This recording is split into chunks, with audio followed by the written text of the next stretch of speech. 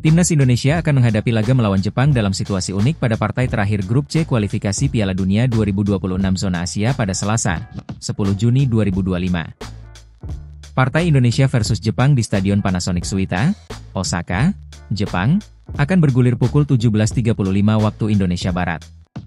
Kesempatan unik datang di laga kualifikasi Piala Dunia 2026 ini di mana pertandingan akan bergulir di ajang kompetitif tetapi kedua tim bakal tampil tanpa beban setelah timnas Jepang memastikan lolos langsung ke Piala Dunia 2026 dan Indonesia akan tampil di putaran 4 kualifikasi.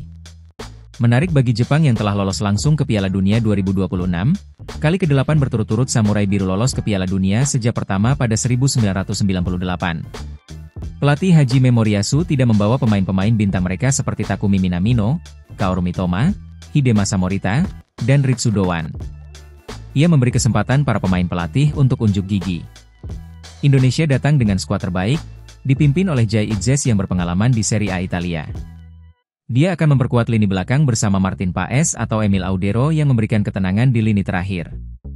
Audero layak diberi kesempatan lagi di laga ini setelah penampilan tenangnya melawan Cina di SUGBK.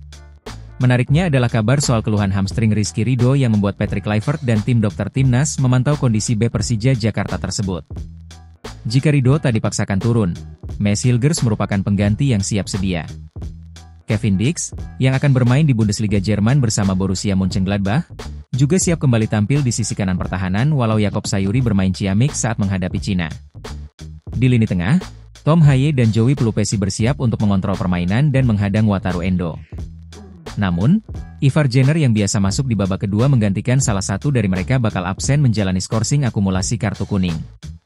Tempat Ricky Kambuaya dan Egy Maulana Fikri di starting line-up juga seharusnya aman setelah keduanya tampil apik dalam kemenangan melawan Cina. Di barisan depan, Ula Romeni yang sedang dalam performa terbaiknya siap mencetak gol lagi setelah sukses di 3 laga pertamanya bersama Garuda.